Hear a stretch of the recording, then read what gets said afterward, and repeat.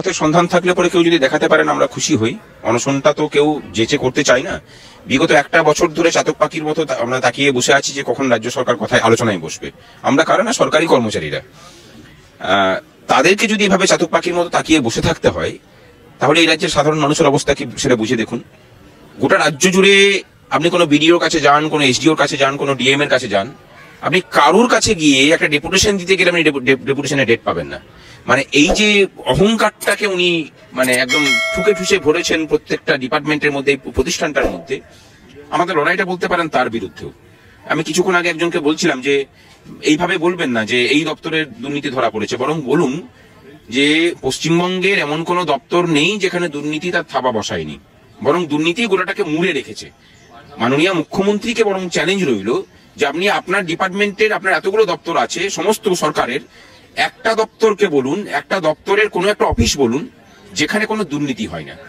মানে এটা আমাদের পক্ষ থেকে একটা চ্যালেঞ্জ রইল আর কি, যে একটা দপ্তরের নাম করুন যেখানে যেখানে কোনো মানে দুর্নীতি নেই।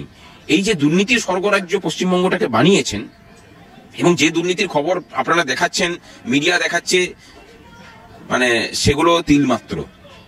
বাস্তবিক বিশ্বাস করুন সেগুলো তিলমাত্র।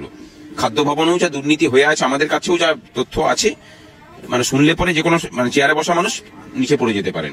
কুণাল ঘোষ কোনো দায়িত্বপূর্ণ মন্তব্য করেন কি সেটা নিয়ে একটু যদি জানা থাকে, যে কোনোদিন অমুক দিন উনি এই মন্তব্যটা করেছেন যেটা খুব দায়িত্ব নিয়ে উনি করেছেন, তাহলে কুণাল ঘোষের কথার উত্তর দেওয়া যায়।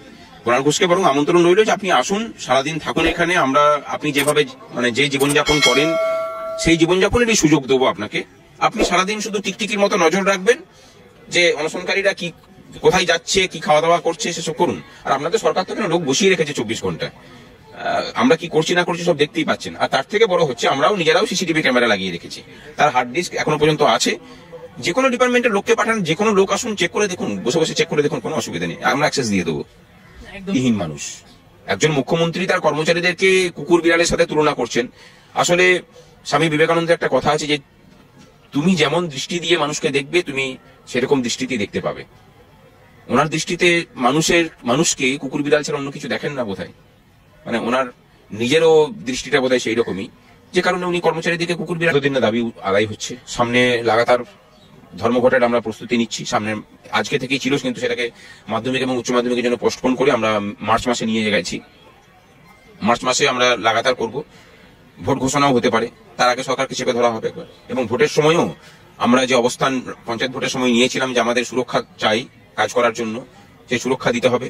এবং তারই সাথে একটা লোকের ভোটও যেন কেউ চুরি করতে না পারে, এটাকে কোট আনকোট করে রাখতে পারেন, সেই দায়িত্ব সংগ্রামী যৌথ মঞ্চের নেতৃত্বে শিক্ষক কর্মচারীরা নেবেন, বুথের ভিতরে এবং বুথের বাইরে, এমনকি গণনা কেন্দ্রেও। উনি যে 26 দিনে অনশন করেছিলেন সেখানে এই মেট্রো চ্যানেলের সামনে, সেখানে ওনার ওজন বেড়েছিল আর কি, মানে অনশন করে ওজন বাড়ছে 4 কিলো, এই বাকিটা বলে দেয়, মানে বাকিটা অব্যক্তই থাকুক। উনি নিজেই বলেছেন আমি তো আর চকলেট খেয়ে অনশন করি, মানে নিজেই বলেছেন আর কি। আর আমরা এখানে যে অনশনটা করছি সেটা অনশনের যে পথ মহাত্মা গান্ধী দেখিয়ে গিয়েছিলেন, বা তার আগে থেকে যেটা প্রতিষ্ঠিত আছে আমাদের ভারতীয় সমাজে, আমরা সেটাকে সুপ্রতিষ্ঠিত করার চেষ্টা করছি, যে দেখো দাবি আদায়ের জন্য এটাও একটা পথ হতে পারে। সেখানে আমার যেমন আমি যখন ছিলাম তখন আমার নিজের ওজন কমেছিল 12 কিলো মতো, আমি যখন বসেছিলাম তখন 75 কিলো ওজন ছিল, আমি যখন উঠেছিলাম তখন 71 কিলো, 14 কিলো ওজন কমেছিল। এখন যারা এখানে বসে আছে তাদের অলরেডি ওজন 6 কিলোর বেশি কমে গেছে। তফাৎটা ওখানেই, বাকিটা আর মানে বলছি না আর কি, তফাৎটা এই জায়গাতেই। দেখুন বাকি যে অনশনগুলোর মানে বাকি যে অবস্থানগুলোর কথা বলছেন, আমাদের এখানে অনশন কিন্তু এটা নিয়ে দ্বিতীয়বার হচ্ছে। এর আগে 44 দিন টানা অনশন হয়েছে, আমি 42 দিনের মাথায় উঠেছিলাম। বিষয়টা হলো যে যদি এই সমস্ত মঞ্চগুলোকে নিয়ে কথা বলতে হয় তাহলে বলতে হয় যে পশ্চিমবঙ্গের বর্তমান সরকার এই রাজ্যের শিক্ষিত সমাজকে ধর্মতলাতে, এই শহীদ মিনারের প্রাঙ্গণে, ধর্মতলার বিভিন্ন জায়গাতে নির্বাসন দিয়েছে।